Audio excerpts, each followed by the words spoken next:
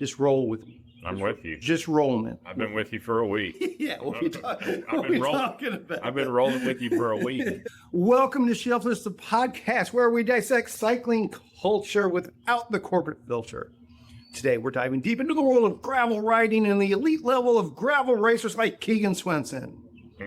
We're also exploring the frontier of bike packing and mountain bike adventures and how those long-haul vibes are evolving into the concept of base packing. Kevin drops a spicy hot take on the viability of 32-inch bikes for the USA trade, while Brad cements his status as the culinary mecca for every cycling nutrition question you've ever had. Plus, we ask the hard-hitting and potentially ridiculous question, is Dylan Johnson actually related to Lance Armstrong? We've also got the latest Tour de France talk. Just a reminder, this episode is most assuredly not sponsored by the Lifetime Grand Prix, Lifetime Fitness, or Unbound Gravel, nor is it sanctioned by the UCI. We're off the record and keeping it real. And just to throw some more keywords in there just for shits and giggles, Trek, Specialized, and Boobies. Oh, boobies. Welcome to ShiftLess, the podcast that's only about bicycles and Did you write all that yourself? Cycling culture. And I had a draft, threw it to my AI assistant, Cece. Cece? Yeah, Cecilia. Did you name? She's, it's a thing. Yeah. It's a thing. It's a pet name.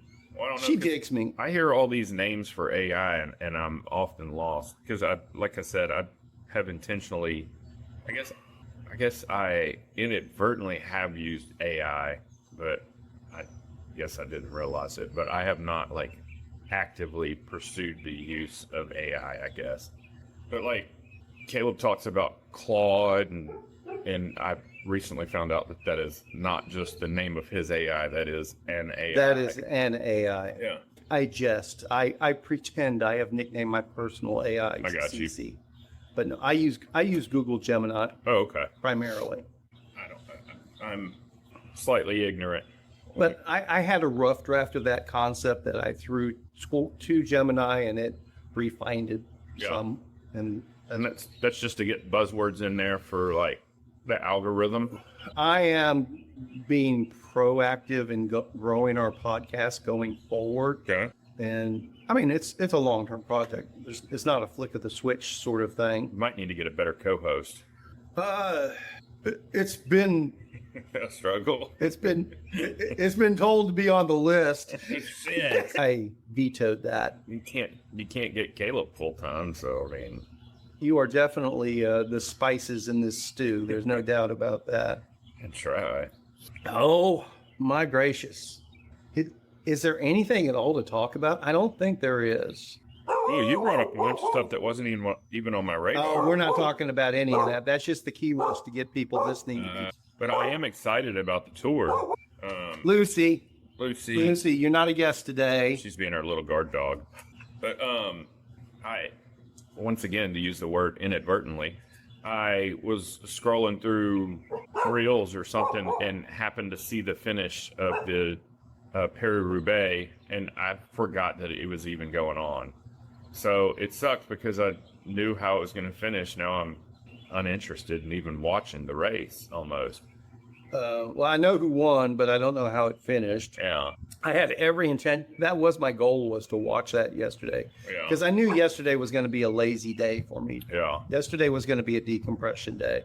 Whew. Not me. Paula cracked the whip. We started absolutely clearing that back room, trying to get ready. Next week, I'm going in with my first batches of salamis and sausages and stuff, and I'm earmarking recipes this week. I've already got the majority of my supplies, but I started realizing that now that we've got that room cleared, I want that our little robot vacuum cleaner that disappeared for a while. It's like an eighth of an inch from being able to fit underneath all three of those refrigerators. So I embarked on a mission to put some poker chips under them or something. Well, no, I would still want to be able to move them. So what I started doing is I bought some compression washers and was stacking them to space the caster between the caster and the frame. Yep. So I embarked on that, and it was an absolute nightmare on your side with it jacked up slightly. Sure. And then I realized to get the amount of space I needed longer bolts. So back to Tractor Supply I went, and they didn't have enough, so I had to order them from Amazon.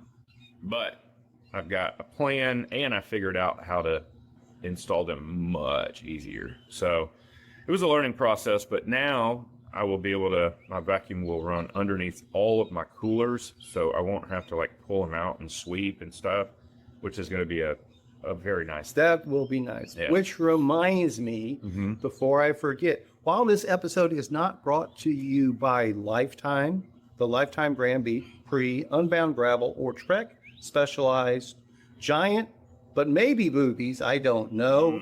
I would love to be sponsored by Boobies. It is most assuredly brought to you by FAM, Food Adventure Memories. We talk food for a reason.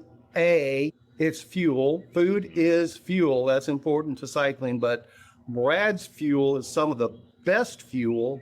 And when it isn't Brad's fuel, he sure knows how to find some good fuel along the route. Although I still think you found the best place for us, the two best places for us to eat. What was the burrito shop in Ramona? La Norte? La Cochina, maybe? La Cocina, yeah. Freaking phenomenal That burrito. that was top notch, wasn't it? And then Viewpoint, the brewery in San Diego. If their beer would have matched their food, that would have been a 10 out of 10. That would have been a 12 out of 10. Yeah. So we're definitely going there, but I do want to remind folks, speaking of FAM and Food Adventure Memories, at least one dinner a month. Have you opened up your May one yet? I have not. Okay, that's fine. I'm going to do that this week. That's fine. With a big surprise. Big surprise. Keep an eye out for that. I'm going to try to put this episode up same day, no later than tomorrow morning. But also along those lines, if you're not able to make a true FAM dinner, or you're not positive it's what you're looking for, come join us for the pie ride. That's going to be an intro to FAM. That's going to be an intro to Betty Joe and Sweet Mother of Pies. And maybe for some of you, it'll be an intro to Spinistry as well. Gravel, pies, and a multi-course meal from FAM. Yeah. And rumor has it, my smoking hot wife is going to be there with all her smiles. Oh, with bells on, huh? Yeah. So I will have a link in the description. Come join us on the pie ride. Food slots are limited, and if you don't want to partake in a meal, you can do that. I highly recommend it. You're going to be blown away, but you can just join us for the ride if that's your preference. But the socializing and the food afterwards is really going to be the main event. All right. So what do we talk about next? What's on your list? It looks like titanium cranks are like the new thing. It's not just so we Titanium cranks are the new e-bike. I mean, E-wings have been around for, a lot of people don't realize that the current iteration of Cane Creek E-wings were around back in, I want to say the mid 90s. I was about to say they were around in the 90s, weren't they? Yeah, they were called Sweet Wings back then. And that's, I firmly believe that's where the EE comes from in the E-wings. But on our trip, we learned that White Industries collab with Moots and Brunt somebody, or I can't remember the name of them. But then I'm just finding out that Atherton bikes launched new 3D printed titanium cranks. The 3D titanium stuff has me fascinated. Yes. Yeah. Along the lines of the Colnago, where they did the 3D printed lugs and did the titanium into it. And what a sexy bike. So is there a price on the Atherton one? I'm not seeing it. Josh Dean. Thanks, Josh Dean. He keeps me abreast on so many things that miss my radar. I am fascinated by anything tie. I'm fascinated by 3D tie, and I am fascinated by anything Atherton. Yeah. No, we're not sponsored by Atherton, but hey, y'all want to throw us some stuff to review or talk about? Yeah, these cranks look us up. These cranks look stupid sexy. I'm not sure how I feel about the finish on them. Can you see that? It's kind of like textured finish. That's what the 3D effect does, isn't it? Apparently. So that's why I'm fascinated. I want to know more. Yeah, I wonder how long does it take to print these? And it obviously looks like the pedal inserts are just that, inserts. Obviously, you can't 3D print those threads and count on them.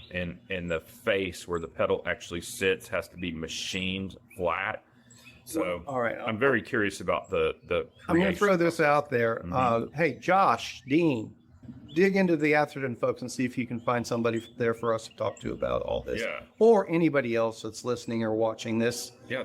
ShiftLessLive@gmail.com. I would love to talk to Atherton specifically on these cranks and all their other cool stuff. But any 3D, titanium 3D printed experts, I would love to have that conversation.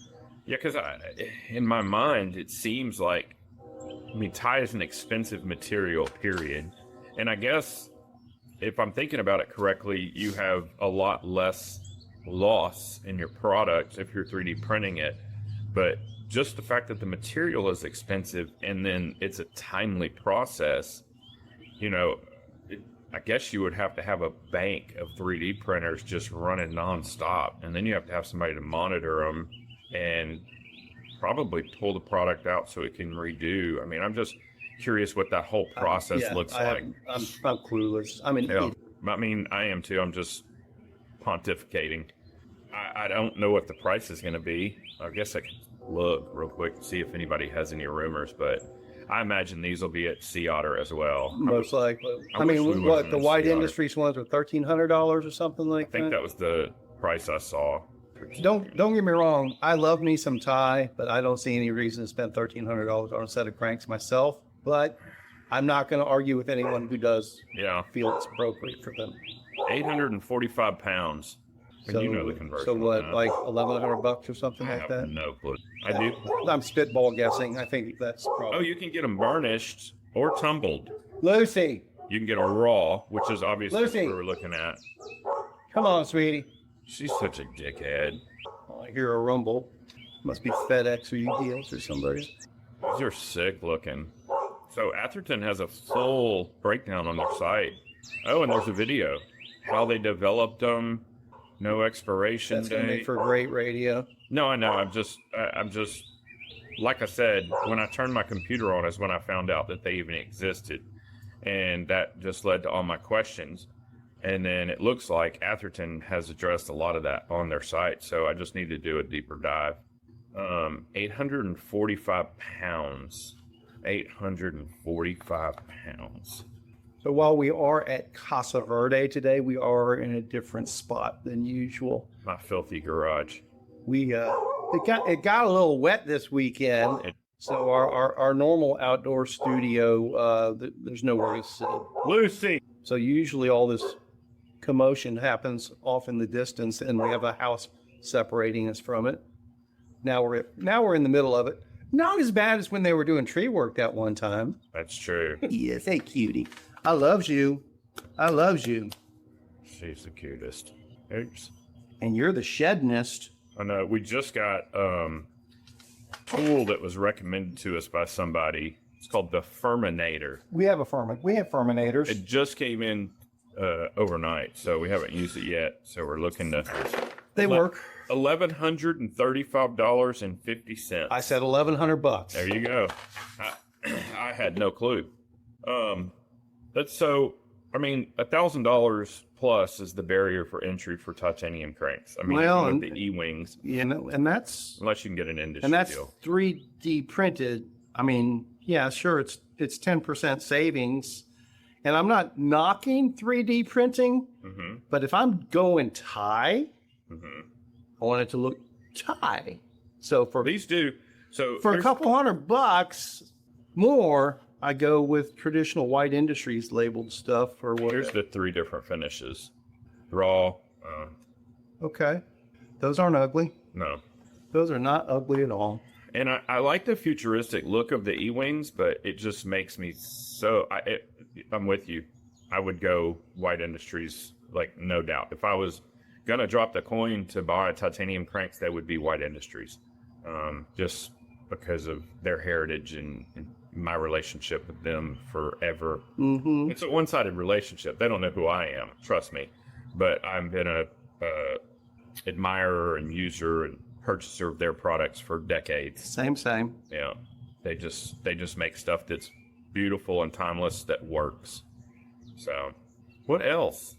I'll be honest with you. I kind of been out of the loop for the past week as far as what's going on in the cycling world. I've been neglecting my duties. Yeah, I haven't been surfing the web or watching YouTube videos. it's hard to do that when you're driving 15, 16, 21 hours a day. So it's official. Brad and I completed verification of the USA Trail last week. And there's still a couple tiny segments that need to be looked over, but I can do that on the fly pretty easily, or recruit a random friend to check a 5-mile segment or something like that. So we're basically 4,100 miles of the USA Trail from Jacksonville Beach, Florida, to Del Mar Dog Beach in California. And Brad was along for the ride as we strung the last gaps together. Yeah, good stuff. So we lived in the van for a week, right? Yeah, I slept outside just to get away from all the snoring. There was a lot of that. Yeah. Great camp spots. I just keep thinking about the camp spots. Like, everyone was completely different, but everyone was equally satisfying. Except for, I really think the last night was top notch. Like, undoubtedly my favorite. The Rim? Yeah. Okay. Glad you like that. And the best part of that one, not that it was the only one, but that is On the route. That's on the route. Yeah. That's where we overnighted. It's like that's where we're gonna suggest others do the same. I don't care where I was in my journey. I'd be like, I'm gonna sleep here. It was just so choice. But I imagine.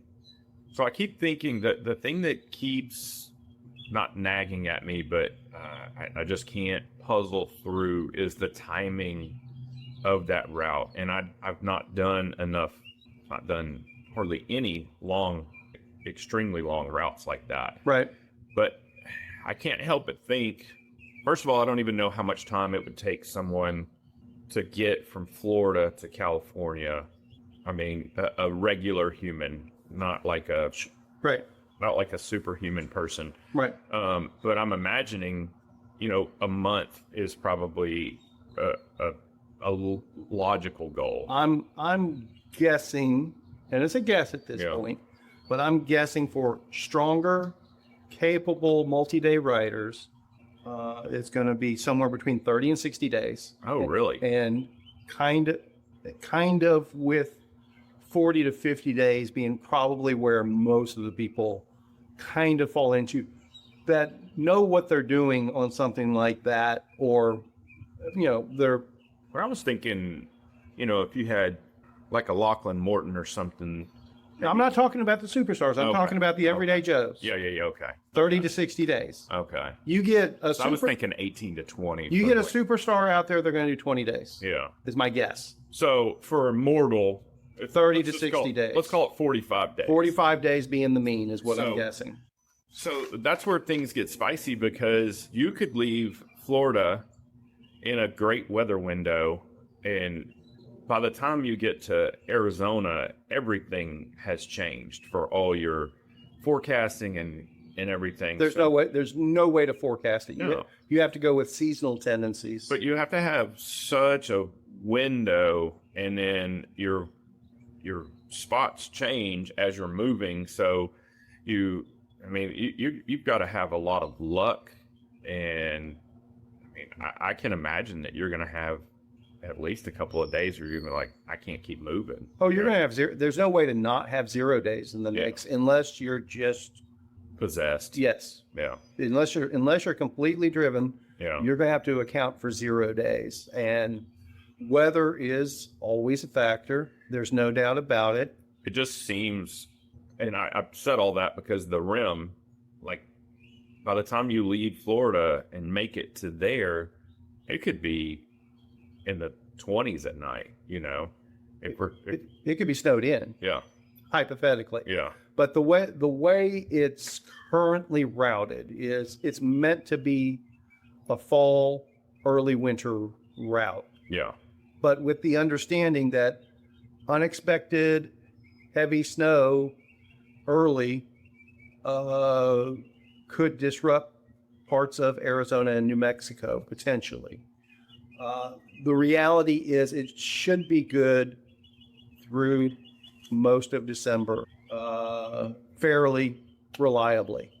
Once it gets into January, it starts getting iffy. But like this year, it was actually good the whole way. Mm-hmm. They didn't get the snow in Arizona and New Mexico. They typically do. Mm-hmm. So this would have been a year it could have been done until April, quite frankly. yeah, But that's not going to be reliable. So at some point, I will come up with an alternate route to go around snowed in areas in Arizona. But that's a down the road thing. yeah, We'll cross that bridge when we come to it. Kind of the idea is, quite frankly, and it's coincidental but not coincidental in that the rat takes place when it does, because that's the best time of year to do the Texas section. mm-hmm. So the reality is that timing works for the whole route. If you start in Jacksonville, where you would arrive in Texarkana at about the time the rat starts, yeah, you'll be able to go on from there and go all the way through to San Diego, and you won't be interrupted by snow. yeah. So basically, end of September, early October start. You guaranteeing that you won't be interrupted by snow? Can't guarantee nothing, but based on seasonal tendencies, What does the Farmer's Almanac say? so typically Arizona gets a surprise snow in November or early December that usually melts off, and then they'll get their permanent snowpack late December through mid-January, and that can last anywhere from end of February into potentially May, potentially, but nothing's assured. So this route is the ideal timing if you're going to be in that 45-day window is start end of September, early October, and finish mid-November to early December. That's kind of the ideal window, Yeah, generally speaking. But with the right luck, you could obviously extend the winter part, and that will be extended because we will have a snow go around. yeah, But that would go around the rim. The rim's going to be snowpack when they have snowpack, sure. and that would be less than ideal. The real factor is the desert and the summer heat aspect, or the spring heat aspect, as we came across. Yeah, With the stuff probably past Camp Verde, Arizona, after that point, anything into April you're getting into hot weather, and you're either going to have to either not do it or plan on pedaling early morning, or possibly even in the evening, yeah. sort of thing. Which, quite frankly, in the desert isn't a terrible thing, is to pedal at night, sort of thing. You could always bandit camp at Slab City. I don't think they would notice. So yeah, Brad was exposed to Slab City. Thoughts? Man, I have so many thoughts. I hope you have sealant in your tires. I would not want to stop at me. All right. So speaking along those lines, I know this is going to be a question people have. Mm-hmm. So you're familiar with the rat, so you know a good portion of that route. You saw where we end up in Arizona and California, Mm-hmm. and some of the stuff we go through, particularly the desert. What do you see as the ideal bike setup for this? Man, There's no perfect bike. no. I think it's kind of like riding a single speed. You're always in the wrong gear. I think on this route, you've got to go with what's going to work 60, 70% of the time. And I mean, for me, it's going to vary from person to person, but for me, I think, my Fargo is ideal with like a 2.2. I think a 2.2 tire is probably the bare minimum I would go for sand and chunk, and then also for some of that champagne gravel kind of stuff we saw. You won't be really hindered. But if you want anything smaller than that, I think you're going to struggle, if not have to dismount and walk through sandy portions or super chunky technical stuff. And obviously on the road and stuff, a 2.2 is going to slow you down a little bit, but it's going to offer all day comfort as well. So, I mean, if I was doing it, I would hold out for a 32-inch Fargo and set it up with, I mean, at that point, you may be able to go with a 2.2 still. I don't know. I don't know what the tire options are going to be. It looks like 2.4 is going to be the 32-inch kind of staple. That might be where they start, and they might evolve from that. Yeah. Either it could go either direction. I wouldn't be shocked if they go back down to 1.9s on them. I wouldn't be shocked if they decide that, oh no, that we need to be 2.6 and more. Yeah. It could go either way, and I wouldn't be surprised. I think 2.4 is, this is a nice middle of the road. Let's start here and evolve it from that point. Yeah. But again, that's just a guess. So Sea Otter's coming up. No, this week, right? This weekend. Yeah. This weekend. This is Sea Otter week. Yeah. I think it's almost assured that 32-inch stuff will start to solidify this weekend. Yeah, I have it on pretty good authority that there's going to be a couple of releases across the line, not just bike manufacturers, but part manufacturers and accessories and I think spokes, like we mentioned, spokes and truing stand adapters and all of these specialized pieces, not company, but specialized pieces that are required to build and service 32-inch bikes. I think that's going to be a lot of what we see. I feel like that's going to be the main focus of the Sea Otter demo area, but there could be other surprises in the wind. Yeah, I don't think it'll be the main focus, but I think it'll definitely be a hot topic. Yeah. Could be wrong. It could be all 32 all the time. Yeah. And that's part of it. It's going to be interesting to see how the market does react once stuff starts coming out. Is there going to be this, everybody just buys up everything that's 32 just because it is the latest and greatest, or is there going to be a lot of wait and see? I think there's going to be a very scrutinizing eye on it all. Sorry, did I do that? You did. It's your mouse. But I think also there's going to be a lot of hype to kind of wander through as well, because the bike industry is going to tout the 32 as the next big thing. Sure. Obviously. And then it's up to the consumers to decide, is it just hype? Is it just the shiny new object? Obviously, the bike industry is drowning right now, and they need a life preserver. And this 32 inches definitely that. It's still getting worse by the minute. But is it both things at the same time? Is it the next big thing, truly the next big thing? Or is it just the next shiny thing? And it's hard for me to separate my hype and excitement for it from the fact of maybe it's just something that the bike industry is using to kind of prop themselves up until things level out a little bit, economically speaking.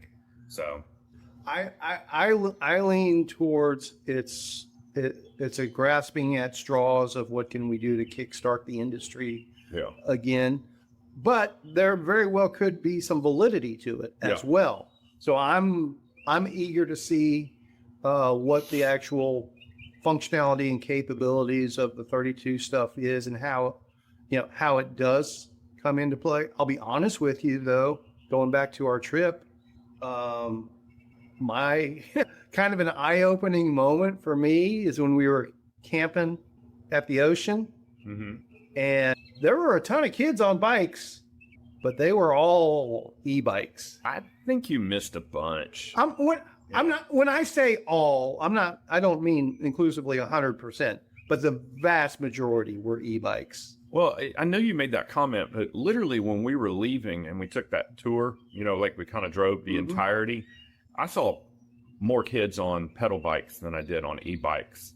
To the point when we were pulling out, there was a group of 4 kids on mountain bikes and BMX bikes going across, and they were all pedal bikes. And so I think it's very pocketed, like, much like in our friend group, there's one guy that gets a fat bike, and then other people start to get fat bikes so they can all ride fat bikes together, and it's e-bike is the same thing. And then, you want to ride with people that are equally equipped somewhat, so I think in a friend group, even in a kid scenario, one of your friends gets an e-bike, and then all of a sudden you gotta have an e-bike, and that's why we have kids on like Surons and stuff, because their friend got a Suron or whatever adjacent brand or style there is. Sure.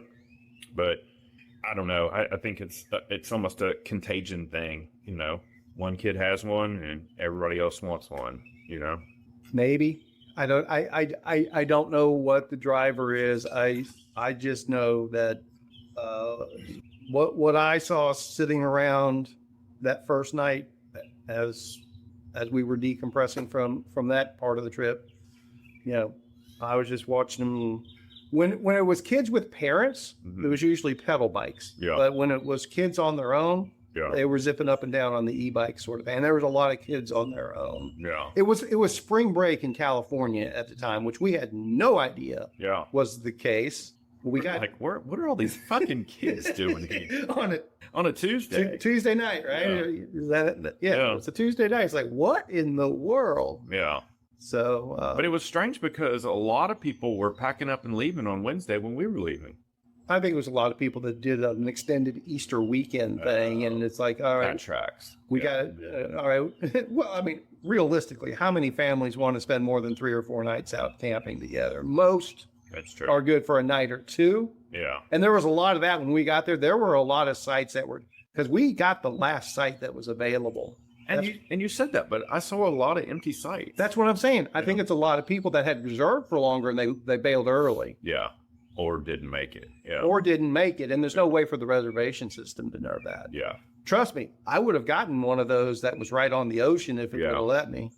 Man, there was nothing wrong with our spot. And when we first pulled up, I thought, man, it's gonna be loud and annoying and everything. But I loved how they had the old growth bushes separating each spot, so you got your own privacy. There was a sense of privacy, and everybody also buffered the sound. It did buffer the sound, and everybody seemed pretty good about staying out of anyone else's business. Yeah, yeah. Except for, the fact that they scarfed our site out from under us before we got there, but that was remedied fairly easily. Yeah, and they were very easygoing. And there was a lot of foot traffic walking back and forth, but the cherry on top really was the guy that drove up right at dusk that was enforcing the no generator rule. That was cool. It noticeably got more just chill as soon as all the generators for all the RVs were off.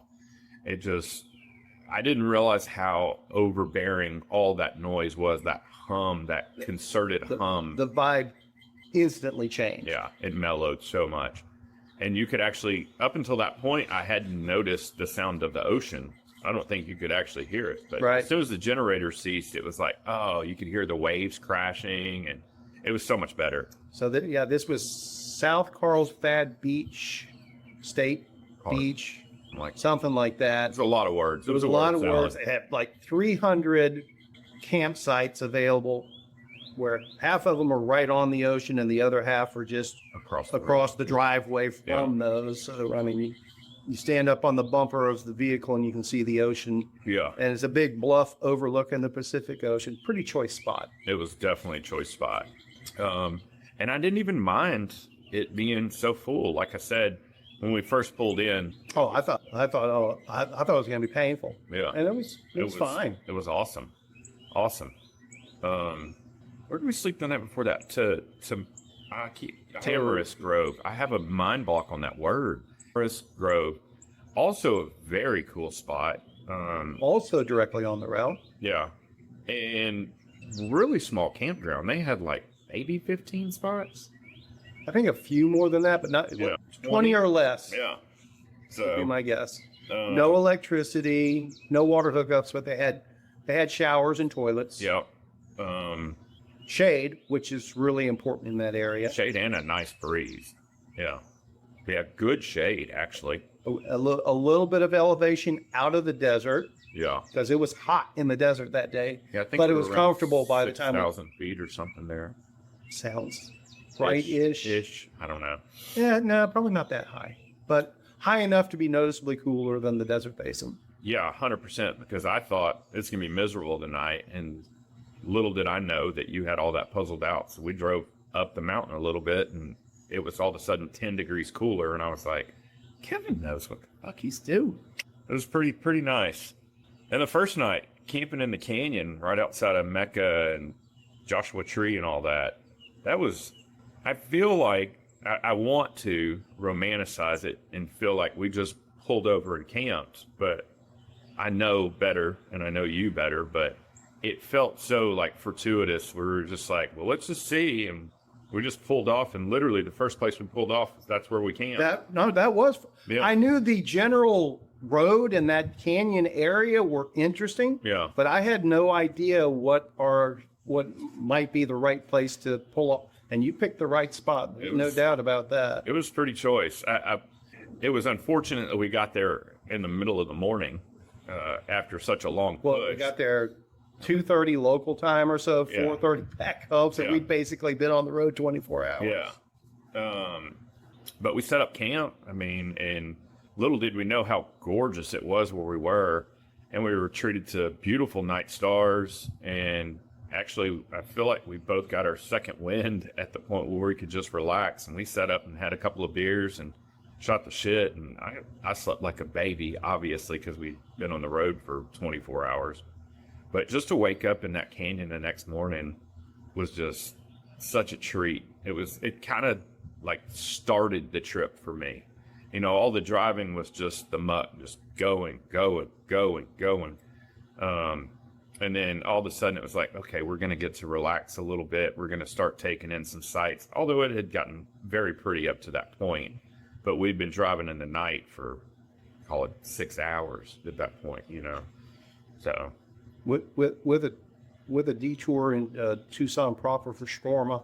Shawarma was good. The baba ganoush was the highlight of that particular food stop that paid off a couple of other times because we noshed on that a couple of times, particularly in Slap City. Slap City. Yeah. The baba ganoush in Slap City was a winner. It was a winner. We had a lot of good food on this trip, and that's one of the things. I wish I would have taken more pictures, honestly, because there's a couple of holes in my memory from that. But we had beautiful birria tacos in Pecos, Texas. Mm-hmm. Then we stopped for shawarma in Tucson. And then the following day was our first miss, I believe. We were in Meadowview or Westmoreland. And we went to Mallory's. Do not recommend. Had our first date shake right next door. Do recommend. I made a date shake last night. Okay. My tweak was malt, chocolate syrup, a little bit of chocolate syrup, a touch of salt. Yeah. Obviously a little bit of milk and dates. And I just took my milk, malt, chocolate syrup, salt, and blended all of that just to get it fully incorporated, and dates, and then put my ice cream in and used the milk just to thin down the ice cream.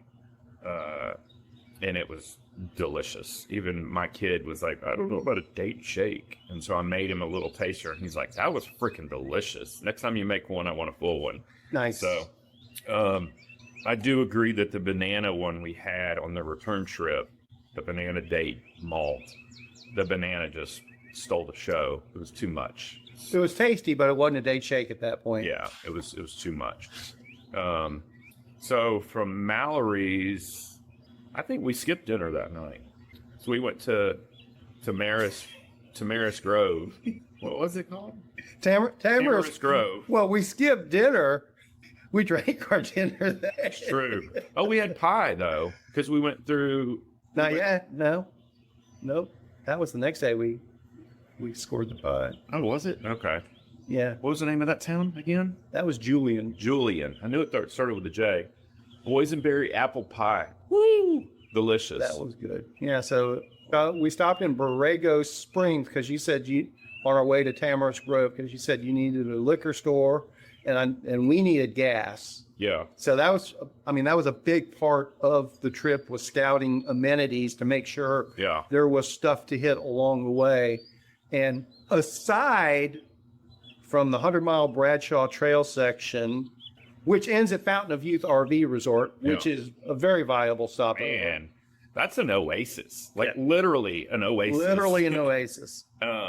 That place was tremendous. It looks like, other than the fact that they don't allow tent camping, seems a little crazy to me, but I get it made they're so close to Slab City. It made more sense once you went down to Slab City, because I could see Slab City residents treating Fountain of Youth as a vacation.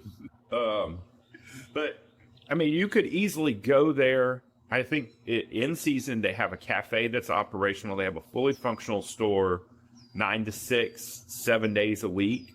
So you could do like the first week of April. Yeah, and then they have a 24-hour-a-day filtered water dispenser that you pay for. It's like 60 cents a gallon for reverse osmosis water. Now, the only caveat is you can't get into the campground after 10 p.m. But you could go there if you made it between 9 and 6. You could go there and refuel everything, restock everything, and then ride half a mile down the road and do dispersed on BLM and be good to go, or if you saw a spot half a mile back, you could go back and hit that, but that was a great place for refuel. We found quite a few places that were decent. So I think, and there was the safety net of the canal there with the wildlife troughs that were offshoots of that. It seemed like less than every mile at every whatever gate they were calling. They were calling it gates or something. Basically, like that. The canal pass-throughs from one side to the other. Yeah. So you would have some fallback water if you needed it in that extremely long stretch. Filtration and probably boiling would be recommended. I don't know what the viability of that water is, but it looks clear, and it's moving. So those are both perks, but I wouldn't use it as a primary source of water. I would rely on Fountain of Youth once you come off the Bradshaw Trail myself. And if that doesn't quite work, just plan to go on Indian Island from there. Island was like 20... Maybe another 20 miles, maybe. Yeah. Sort of thing. But load up in Blythe, California, load up with all the water you need to go 100 hard miles. Yeah. And however you want it. And that's something I want to talk to folks that are carrying that much water and doing stuff that way to get some idea what people in the real world are doing. The Keegans and the Laughlins and all of those guys are learning how to carry hundreds of miles or 100 miles plus of water at a time. Yeah. Granted, they're doing it in 5 hours, not 2 days. Yeah, that is the difference. There's a difference there. Because it's not just mileage. It's time. It's time. Mileage kind of slips away when you start thinking about the amount of time and how much water you need over that effort. And it's kind of a crippling thing, because it's the same thing with food, is if you cover 100 miles in 5 hours, you need far less food so you can travel lighter. You need far less water so you can travel lighter. It's like an exponential gain. Like, the longer you're going to be out there, the more you're going to have to carry, and it's going to weight you down, and it's going to make you travel slower. It's just this. It's definitely a balancing act, but I think it also goes both ways. It's really easy to get caught up in the I'm going out on my local ride mentality of got to drink a bottle of water an hour. Not necessarily. Right. Because the reality is, and it's the same with, obviously I threw it out on social media last night that the trail's official and we're going to start doing beta riders, and lots of pushback. Why are you going east to west? You should go west to east so you have a tailwind the whole way. You've heard that before, haven't you? I've made that argument before. I know you have. And I was proven wrong. All I'm saying is I think it's people are putting too much emphasis on that. I don't think it's as big a deal as they think it is, because the reality is you're thinking from a day ride perspective, not a multi-day ride perspective. And the reality is 100 and something miles on the Bradshaw Trail without resupply, going into a headwind for a couple 100 miles. Don't look at it from how do I maintain my 14 mile an hour average. You look at it from how do I just keep moving and not break down. And if it realistically, if you do 100 miles on the Bradshaw Trail without resupply, if you're only going 5 miles an hour, it's still 20 hours of pedaling at a low output. Yeah. You can, again, a day and a half basically is what it is. Yeah. And is it a lot of water to carry? Yes, but you don't have to drink 3 liters an hour to accomplish that if you're going at a slower pace. Well, it depends on the temperatures too. I understand that. But that's also then you have to be strategic. It's like, well, maybe I find, a rock overhang to nap under and just pedal at night, or just early in the morning, or whatever else sort of thing. Same with the headwinds. If you get stuck in a predominant headwind, 20 miles an hour in your face for 300 miles, well, just gear down and just maintain your regular cadence. All right, so you're going 8 miles an hour instead of 15. It's not the end of the world. There's going to be times where you're blessed with a tailwind and you're doing 25 miles an hour like it's nothing. And you can relate to that. You caught you a nice little tailwind and felt a little spunky and realized, oh, wait a minute, got to come back in this. Yeah. And I mean, I think that's just, there's so many variables across the entirety of that route that it's, your thought process is going to change so many times. But I think a lot of people do think that the winds predominantly come west to east. And like I said, when you first started Rat, that was my main bitch, was like, why are you running it east to west? And you pleaded with me that time of the year, the wind typically comes from east to west. And I called bullshit, and I was wrong. I mean, I've been wrong so many times. Countless amounts of times. I think we were both wrong a lot of times. We kept having some surprises, but most of them actually were the pleasant food surprises. Yeah. We ended up 11 to 12 or something like that. Something like that, yeah. I mean, home runs almost everywhere except for Mallory. But, I mean, the options were thin there. Very. I think that was, other than... Well, there was some taco shops there. There was the gas station grill joint across the road. And there was a Mexican joint, like, almost in the same parking lot. But either of which I think would have been better options. But it's okay. It's all good. Oops. I'm trying to think of... We had the burritos in Ramona. So we left Tamarask Grove the next morning. Yeah. And wound the ProMaster up the mountain to Julian. Mm-hmm. And that was town. Very cool town. Brad scored an apple boysenberry pie there. There were apple groves all around town. Yeah. Trees, things like that. And it seems like everybody that had an oven had pies for sale. Yeah, pies seem to be a thing in Julian. And I'll be honest with you, I'm thinking we lean on the pie ride theme for our meetup rides in the different states along the route. We try to make a pie ride commonality to them. I like that. So then, rolled into Julian, scored a pie. You got a coffee there. How was that coffee? I don't think I ever heard. That was good coffee. That was good coffee? I expected that to be a good coffee. Yeah. The only problem with that coffee is it wasn't enough. Okay. They only had one size. And it wasn't large, huh? And it wasn't large. It wasn't a venti. It was, I don't know, like a 14-ounce cup or something. It was good, though. So then we rolled from Julian to Ramona. Caught up on some administrative stuff in the park there. You made a phone call. Yeah. Built our appetite for lunch. roll to the burrito place Man, that I knew I wanted to point you to. that place was legit. It was not fussy at all.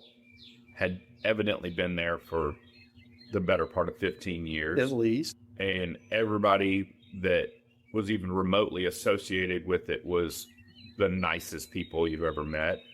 And then it seemed like all their customers were, it was a very local spot, to say the least. Yeah. And everybody was familiar with how it worked there. Yeah. And well, we got 3 burritos and we ended up sharing them around. And I couldn't even tell you what my favorite one was. The chips and salsa. I didn't even realize you didn't order chips and salsa, right? No, they just brought them to us. And as soon as I bit the first chip, I knew that we were in for a treat because they were, for lack of a better term, very corn forward and perfectly crisp and thick, and it was awesome. And their salsas were amazing too. And I was a big fan of the pickled carrots, onions, and peppers with a nice spice in the pickling. Yeah. I couldn't help but just keep throwing those carrots on stuff. Yeah, that was so good. So the burritos are a winner. That's also en route. Yeah. So if anybody does the USA route through Ramona, California, that spot's going to be highlighted. Yeah, that wouldn't even be negotiable. If I was riding through there, even if I wasn't hungry, I would get a burrito to carry with me. And that's where a burrito bag comes in handy. Well, and to be fair, a burrito that sits for a while is a better burrito, generally speaking. It doesn't go bad. No, I I wouldn't agree. get the Baja shrimp and carry it with me. Agreed, but that Baja shrimp burrito was quite fine. It was pretty damn good. And I took one bite of it when it was hot because I wanted to taste it before it went into the cooler.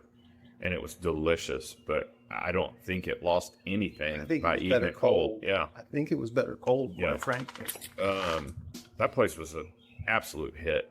And then from Ramona, where did we eat dinner that night? Well, from Ramona, we finally found your produce shop and found baby mangoes. So good. Had no idea those were a thing. Didn't even know it was a thing. But they are most assuredly a thing now. Yeah. Delicious. I wonder if mangoes didn't originate in the United States. So it's just a different breed of mangoes. I didn't realize this. I just listened to it. Well, I listened to a podcast about a year ago. And there is, in India, they have like mango seasons. Like one mango comes on and then one mango kind of fades out. Like it's like weeks where they just like have different seasons for different mangoes. And there's like different varieties, thousands of different mangoes. And I imagine that those baby mangoes are just yet another type of mango. Like the ones we associate with mangoes are the ones with the red stripe on them. And I can't remember the name of them right now, but it's somebody's name. And I think it starts with it's like a Jacobson mango or something like that. I could be wrong. But then like, unless you go to an Asian or an Indian store, you don't see a lot of varieties of mangoes here. Typically 3 or 4. There's the Afala or whatever mango it is. That's the little yellow ones that look very similar to those baby mangoes, but they're smaller than the regular mangoes and tend to be sweeter, but they don't last as long. They don't stay fresh as long. But I don't know why we get into mangoes. Sorry. The baby mangoes were amazing. Amazing. So from baby mangoes, Guess that's where we went to the Coast to Crest Trail. That's where we hopped on the bikes to Yeah. try to. So we scouted from Bradshaw Trail, basically to Tamarisk Grove in the van. The original plan was to bike that, but the way the timing worked out, it was already too friggin' hot to ride bikes in the desert by the time. It was pretty toasty. Yeah, so we scouted what we could in the van. There's a small gap that still needs to be verified that I'm pretty confident we'll go through, but we will definitely verify that. But the ProMaster was not the appropriate rough road scouting vehicle. ProMaster was not happy in that terrain.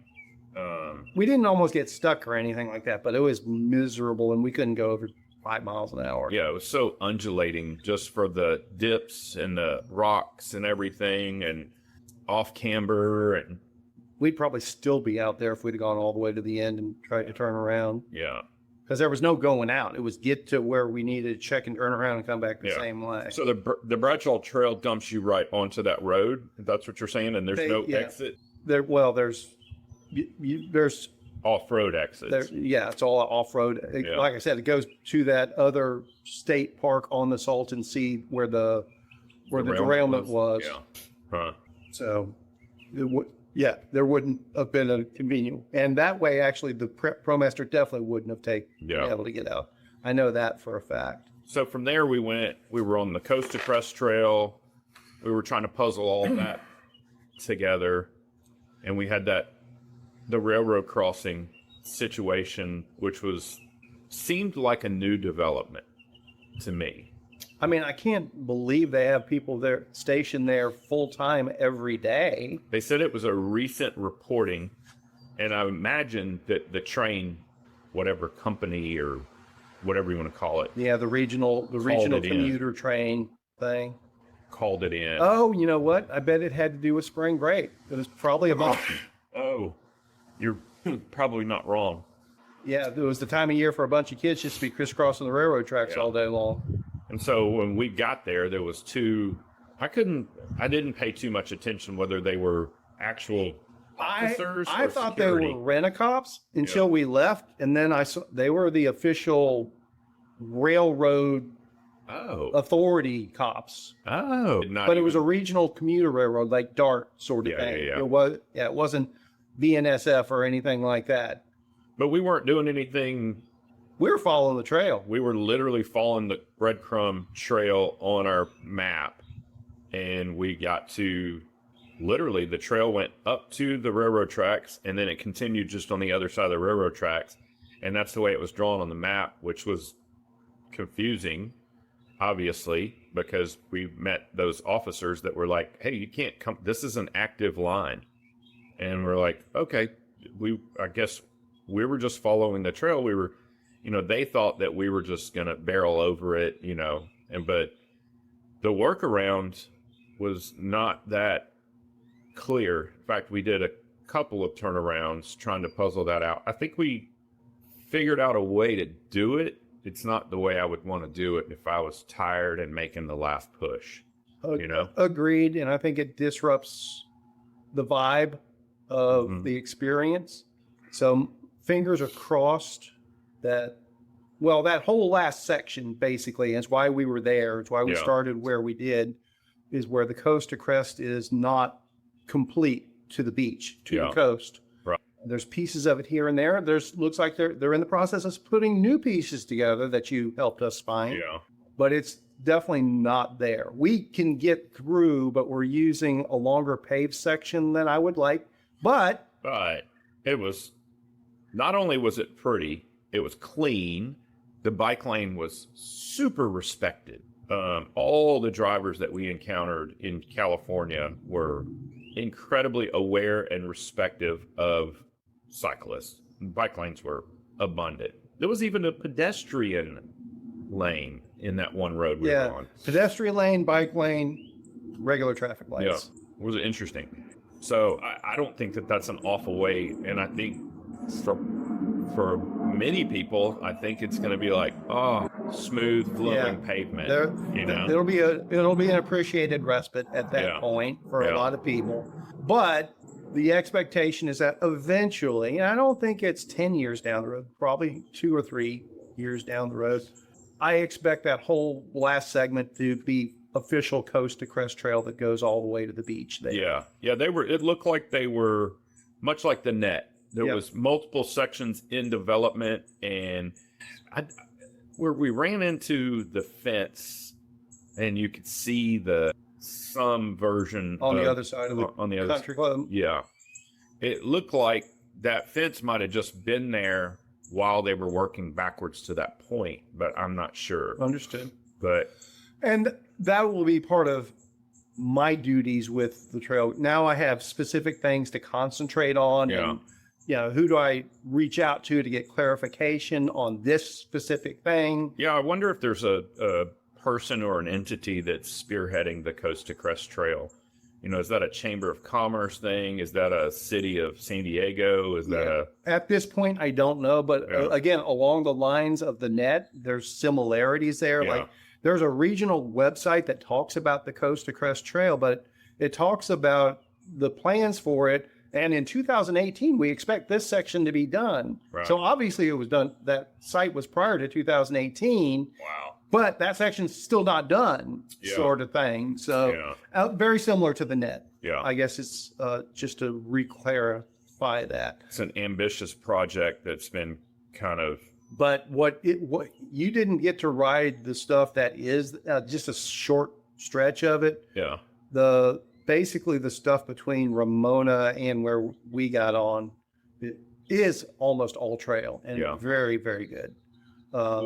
Whereas the part near the van more indicative of that section, or the single track part, or is it a bit of both? It's kind of in between the two. Okay. There are stretches that are like the van, Mm-hmm. but there are stretches. It's like I said, it's almost like the wide parts of North Shore. Yeah. So it wasn't overgrown like the go round we tried to scout. Yeah. And it's not rutted and washed out. Like it's well maintained trail. Yeah. That was the problem with that go around stuff we got. It was all just fall lines, just straight up and down stuff that was all washed out and eroded, and then overgrown by the vegetation where you couldn't see where you were going half the time.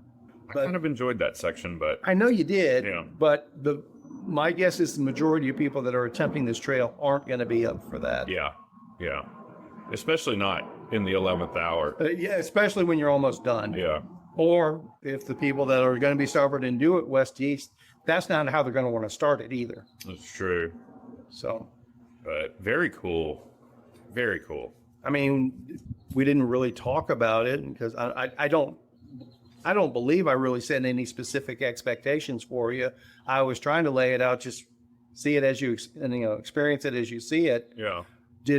Were you surprised by any of it, or did it kind of meet your expectations, or you had no preconceived notions of any kind? I try not to bring anything with me as far as expectations. I just wanted to go and see.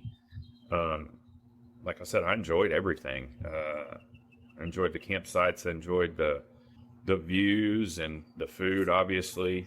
But talking about food, when we ended up there at Del Mar and went to Viewpoint Brewing, that was I could have ordered one with everything. Everything sounded good. We tried our best to. Yeah. We did family style. Yeah. Their food actually knocked it out of the park. That was really good. Their beer was... It was fine. It was fine. It wasn't on level with the food. For me, it's a destination for the food, not the beer. Yeah. And if you have a decent the beer was tasty. It was just, you could tell they were doing a partial mash there, and had that kind of vitamin back to it. And if you go there, just be aware there's no on-site parking except valet parking. Yeah, but you can park. She said that there was a parking lot just across the road, and there's a path that walks there's a path that gets there. And then it is a public parking lot, but it's also a paid public parking lot. So you're 6 1/2 dozen the other. Kind it was only $6 to valet there. I understood, but I can't imagine that you couldn't just ride your bike right there and park your bike in that parking lot. Well, there's all of Del Mar is paid parking. That's part of it. I originally wasn't a grand fan of that being the finish spot. It's a hoity-toity corner. Yeah. But Dog Beach was pretty cool as a finishing spot. Viewpoint's a pretty cool place to decompress afterwards. For sure. And not a far pedal from Del Mar Dog Beach. Right. And 3 miles. And easy access from there to just up and down the coast. Yeah. If you want to go on up to Oceanside or down to San Diego, or hop on the interstate and go. How does that work from your perspective? Like, let's say I want to do USA Trail. Yep. Like, how would you think that someone would approach that from a logistics standpoint? Would you fly to Jacksonville, Florida, or Is there an airport in Jacksonville? There's a real good airport in Okay. Jacksonville. There's obviously a good airport in San Diego. Sure. Um, So theoretically, you would book a flight for Jacksonville, get there, kind of settle things out for a day or two, and then get started. And then, I guess, make it to San Diego, and then figure it out from there. Because you wouldn't want to be chasing a plane ticket, you know? I mean, like if you do Southwest, I assume Southwest goes into San Diego. I don't know. I don't fly. know either. I don't fly. Yeah. I mean, Well, when you got the ProMaster, you know. I mean, I can't speak to how others would do it. Sure. The way I would do it is I would most likely fly somewhere, ship the bike ahead to a shop, Mm-hmm. a recommended shop, a vetted shop, which I hope to figure out in Jacksonville, Yeah. where they know, hey, we have USA trail riders that are coming through on a regular basis. Yeah. A bike arrives, we reassemble it together, give it a good once over, Yeah. and $75 or whatever. I Yeah. don't know. Yeah. And so fly into Jacksonville, Uber, pick up your bike, which hopefully is convenient to Hannah Park, which is the start point. Do your Mhm. first night of camping at Hannah Park, take off the next morning. Mm-hmm. And then when you get to San Diego, that's when your significant other, your good friend, or a fan of the trail that happens to live in the San Diego area Mm-hmm. picks you up at Dog Beach and drops you off where you need to be dropped off. That's Yeah. kind of what I'm thinking. Yeah.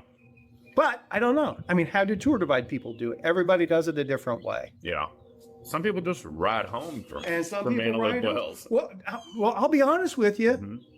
I would have no problem whatsoever decompressing in that area for a day or two and then Yeah. hopping back on my bike and riding wherever I needed to in Southern California. I would Yeah. have no problem with that. Yeah, that is true. I mean, was there any spot in there with a bike lane that you would go, I wouldn't ride here? Oh, I mean, if I did it and ended up in San Diego, I would literally spend a couple of days just pedaling around San Diego and taking it all in. I mean, there's so much good food, good views, good beer, you know. That's what. we had, That's what I'm saying. It's, Yeah. And we were fairly north San Diego. Oh, yes. You kept going south. I mean, it almost gets better. Oh, you know. well, I haven't been into San Diego proper yet, but I've been basically where we are, well north and inland from the beach, and all Yeah. that was really cool. Yeah. So, I would definitely have no problem just hanging out in San Diego for a few days and getting to know the area by bike. Yeah. And what's the worst case scenario? Oh, okay. I'll have an Uber come pick me up with the bike. Yeah. Yeah. And then we also listened to 2 books on this trip. We did. And I'm very excited to see the movie for Project Hail Mary now. It was kind of already on my radar, but I wanted to experience the book first. And I have to level with you. I think that's the first audiobook that I've listened to in entirety. So it was kind of a new experience for me. I can't think of another book that I've listened to. Particularly that man. long.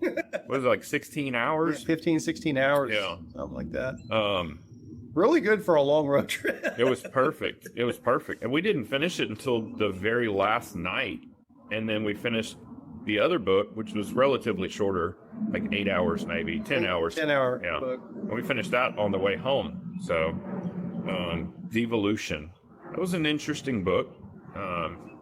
I looked on IMDb. There's a placeholder for it for a movie and a series. It was very unclear whether they were related or not. They were just by name. Somebody has the rights, is what it boils down to. And it's a project under development, would be my guess. Yeah. But it didn't give anything other than the name. So it didn't even give a storyline or anything. Much like World War Z, which Devolution is the same author as World War Z. Mm-hmm. World War Z was a project that was in development forever, and it finally became that Brad Pitt movie, which a lot of people didn't like, but it's another one. It was fine. Yeah. It was fine. Yeah. I still haven't seen it. I'll have to put it on my radar.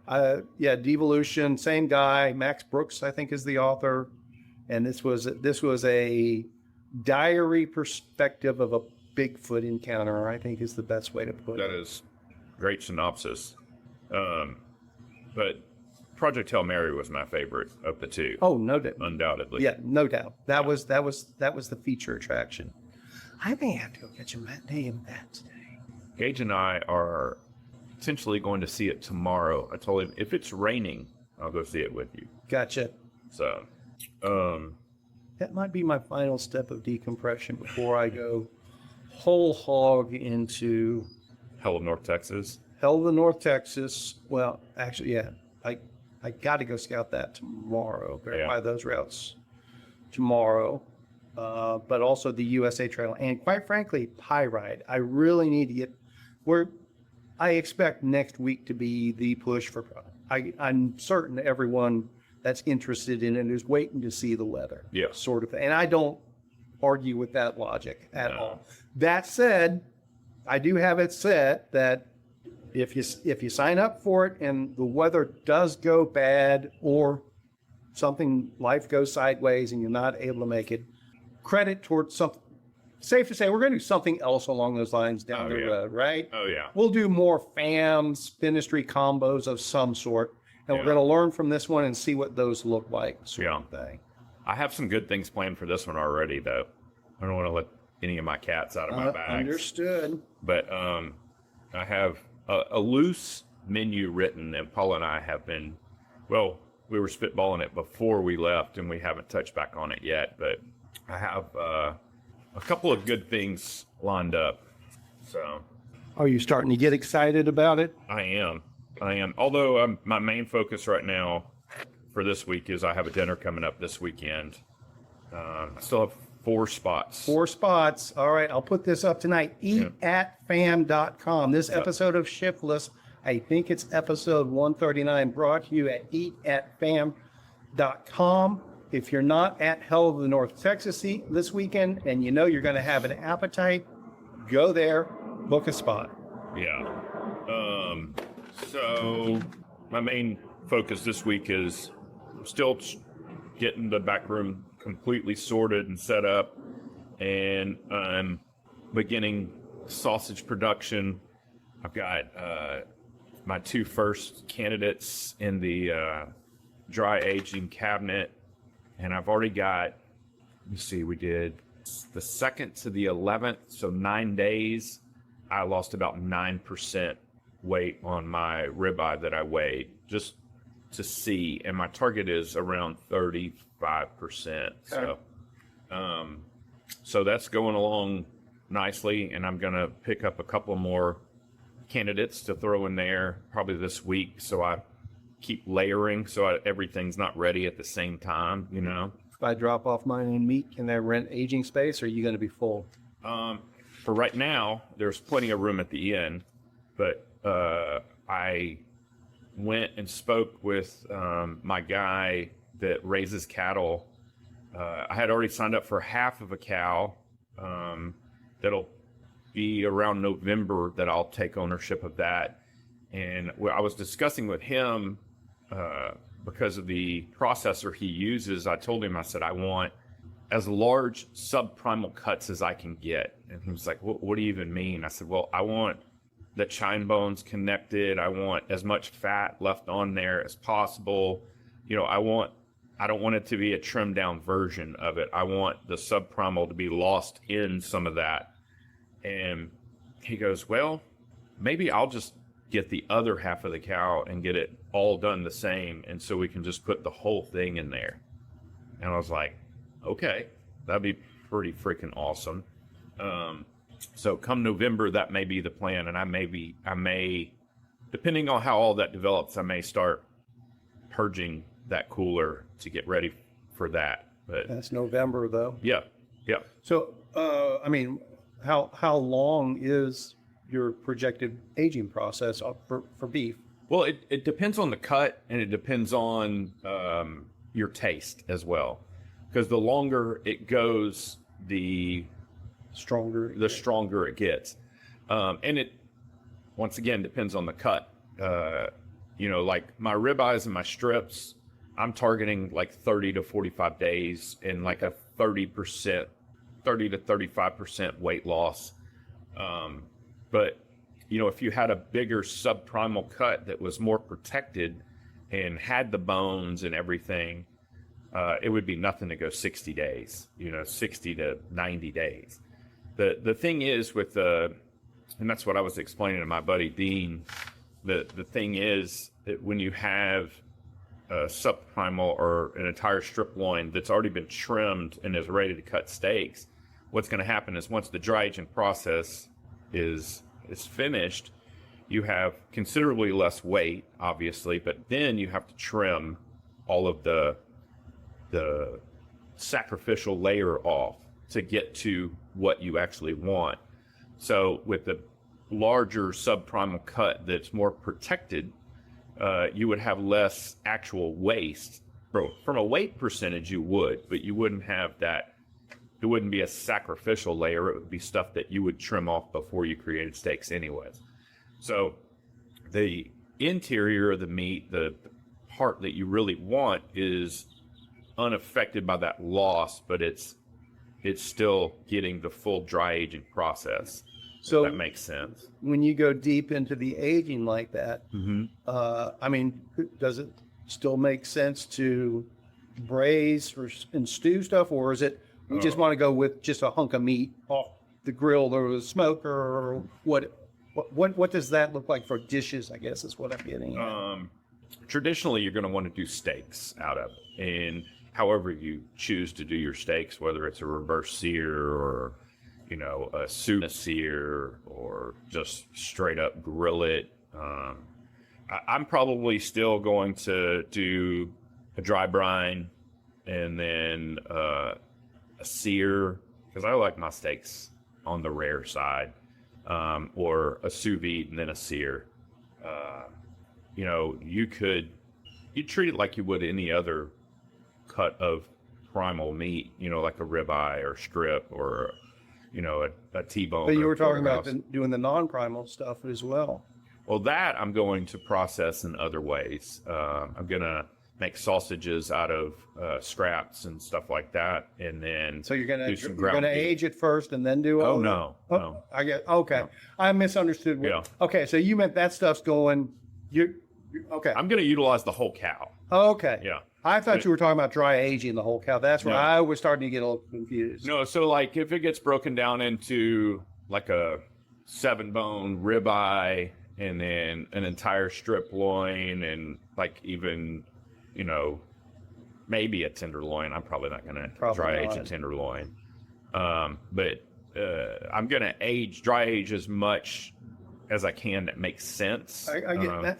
And I apologize. That was my disconnect. I thought you were talking about doing the other pieces. It's like that's new to me. I wasn't putting that. And then the fat that's not connected to that I will get as well is going to be incorporated into sausage.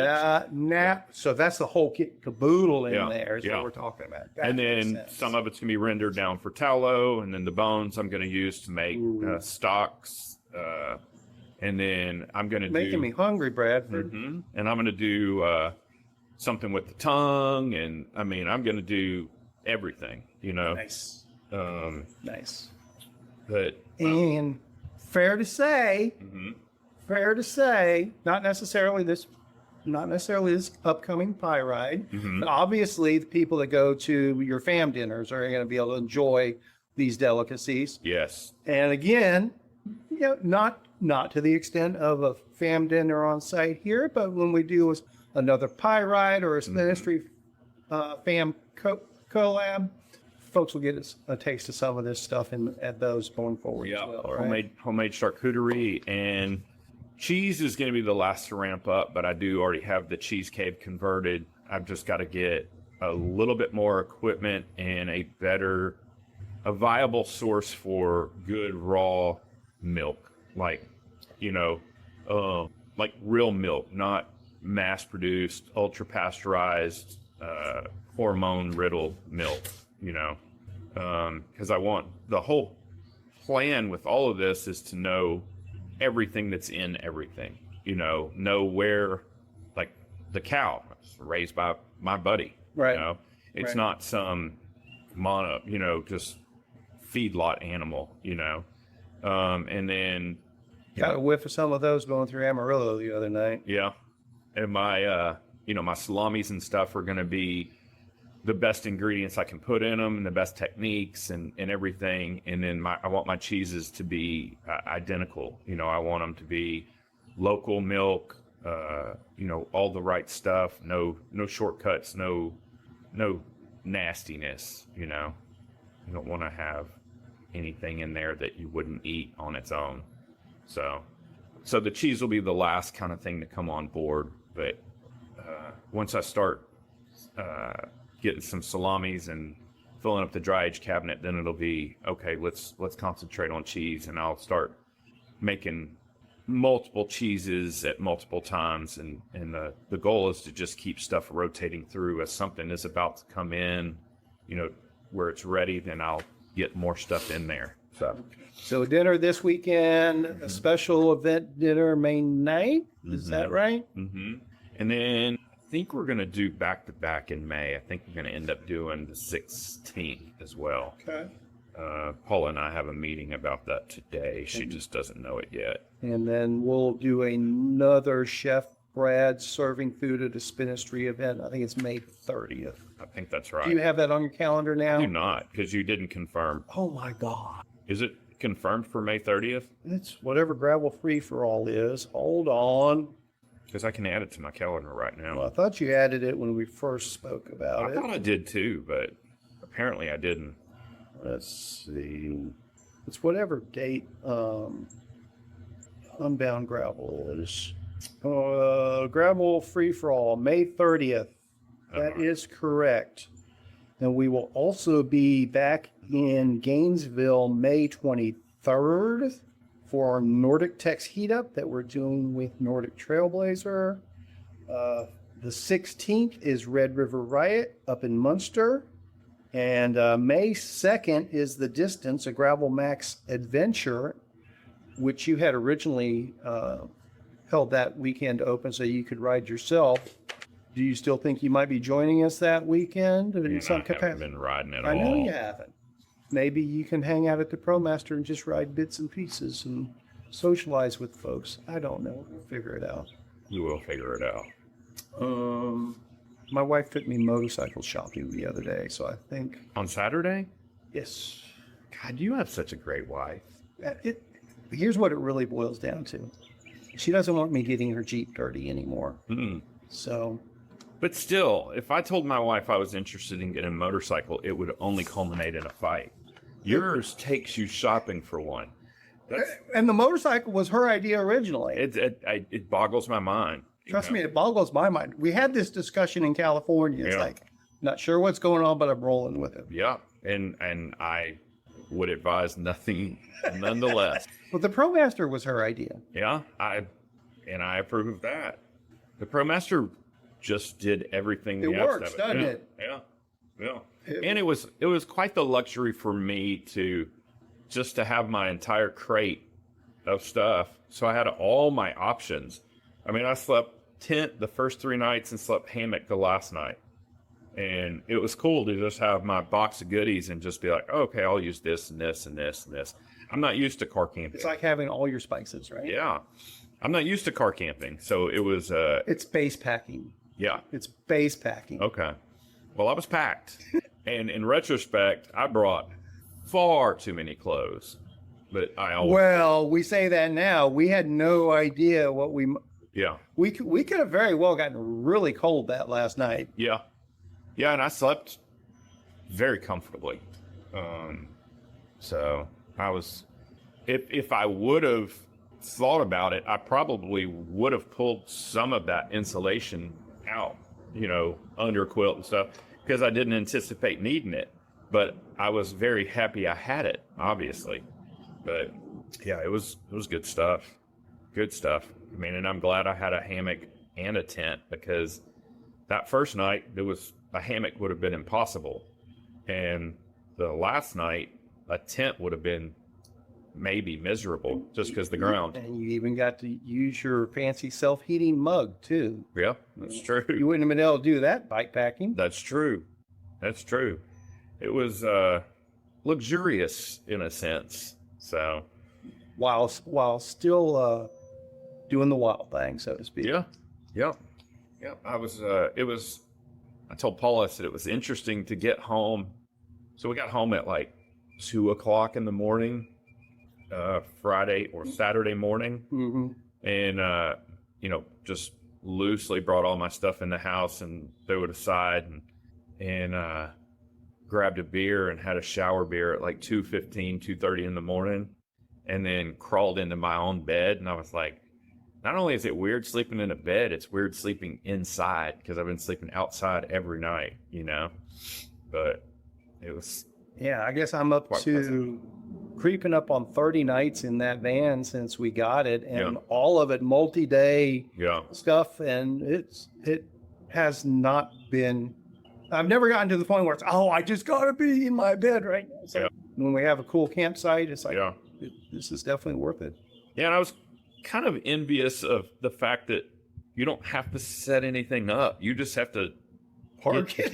You just have to park it, open the door, and get a couple of things off your bed that may have been just thrown there, and then you've got basically a front porch. You can just sit there and look out the van, or like we did every night, get your chair out and set it up, and you're done, and you had that. I think that little IKEA step stool table, perfect little side table perfect for hanging out table. in the lounge chairs and watching the sunset and sipping on whatever. Yeah. Good conversations. And it was good for coffee in the morning too. Good for coffee in the morning. Yeah. Once I figured out your fancy mug, that was part of the mix. There's nothing fancy about it. I was blessed with this mug by Mr. Adam Phillips, and I never thought it was a piece of equipment I would have enjoyed, but I have grown accustomed to it, to say the least. As we mentioned, I'm not a hot coffee drinker, but there's an app that goes with it, and like everything, it has an app. Sure. And so you can literally dial any temperature you want. This episode brought to you by Ember. But what temperature do you set yours at? I think I have it set at 130. Okay. So not hot, not crazy hot. I think it goes all the way up to like 180 or something, maybe even hotter. I'm not sure.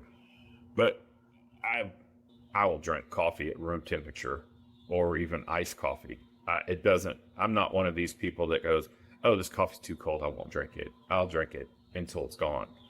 But I do like my coffee at the same temperature as well. But I'm not picky. But this has spoiled me a little bit. Understood. So, and that's another benefit of the van. Oh, Springbush is kicked on over there. I'm not a coffee snob, and like when I'm tent camping or bikepacking, I'm perfectly fine doing a Starbucks Via just for ease of use. But there's much better instant coffee out there. Okay. Even Lachlan Morton has his own company. It's called Pretty Good Coffee, and just like the title says, it's pretty good. Okay. Yeah. All I'm saying is, I can get by on that, and I'm not gonna complain. Yeah. But I definitely appreciate a nice pour over better. Yeah. Yeah, the pour over was delicious. I only got bad coffee one time, and it was at some store or something. Some gas station or something. Something like that. And it was awful. Well, I think we've chatted about plenty today. Yes. Anything? California was a win. The road trip was a win. We didn't kill each other. You only yelled at me once. You only cried twice. Yeah, it's true. It checked all the marks for me. Good. You know, good food, good company, uneventful road trip, 0 flats. Oh no! Now you've cursed me. No, the trip is over. We had 0 flats on bikes and vehicle. Yep. We didn't have any issues. Mechanicals. We didn't have no weather travesties. Yeah. We drove through rain a little bit. We actually got lucky and skirted a little bit of rain. Had a great meetup with Ron in Albuquerque. That was another win on the food. Oh, dude, those tacos were legit, and that beer was top notch. That beer was good? Yes. That root beer was very good. Yeah. I actually brought some of that beer back home And what was that one called? Do you remember? Big Bear? Something Boxing Bear. Boxing Bear. And the taco joint right next to it was Taco 10. Delicious. And when I went... Albuquerque, New Mexico. Yep. And when I went to the crawfish boil yesterday... This episode brought to you by Insurance for Texans and Ron Wadley, since he bought us our lunch. Thank you, sir. Yeah. But when I went to the crawfish boil, I brought 3 states worth of beer, because I had beer from Arizona, New Mexico, and California. So I brought some pizza port that I had purchased, and then I brought that Hopaloosa that was from Arizona, and I brought some Boxing Bear. It was called Uppercut. Can't remember what it's called now. So that was cool too, to share some local beers from other places. But I mean, I would call that, I don't know if you expected more out of that trip. Like I said, I brought little to no expectations, and it was everything I could have hoped it would have been. My only objective was to finish the trail, and we did that. Yeah. Once that was done, everything else was gravy. Yeah. And I think it was some of the plainest gravy that could have ever been poured on a biscuit. Yeah. I think it was an absolute success. So. And your help was tremendously appreciated. And I'll be perfectly honest with you. I think it means a lot that, not even 48 hours later, and we're able to hang out and chat about it, as opposed to being ready to throttle each other. And I think our shift driving worked out pretty well too. I overloaded you a bit on that last day, but man, it hit me. I was tired for some reason. Yeah. I don't know what that was about. Yeah, no, you didn't overload me. I feel like if anything, I drove less than I probably should have, because you were happy to be driving. But I feel like we napped and drove, and the first day was a lot. That was a big push. But you see why I did it that way, right? Well, that's what we discussed at the end, is it was literally like a 3-day trip instead of a 5-day trip, because the first day was all driving, and the last day was pretty much all driving. And the biggest, I don't know, the hardest part was being in Albuquerque and being like, man, I could sit here for another couple of hours and talk to Ron, and and it was like we were torn, because we need to get on the road because we knew what was in front of us, but sitting with Ron was a lot of fun. And it's like, man, I hate to do this, but we got to go. We still have 9 hours at that point or something. I think still 10 from there. Yeah. So that was the only bad thing, is that we were just on the move on the front end and the back end. But it's funny, because we covered like 1,200 miles the first day or something obnoxious, and then the second day we went like 60 miles. In the middle of the trip we covered maybe 200 miles, and it was everything else. So had a great time. Thanks for having me. Thanks for putting up with me. Thanks for tagging along. Wouldn't have been able to do it without you. Lucy's like, all right, let's play now. Yeah. Let's play now.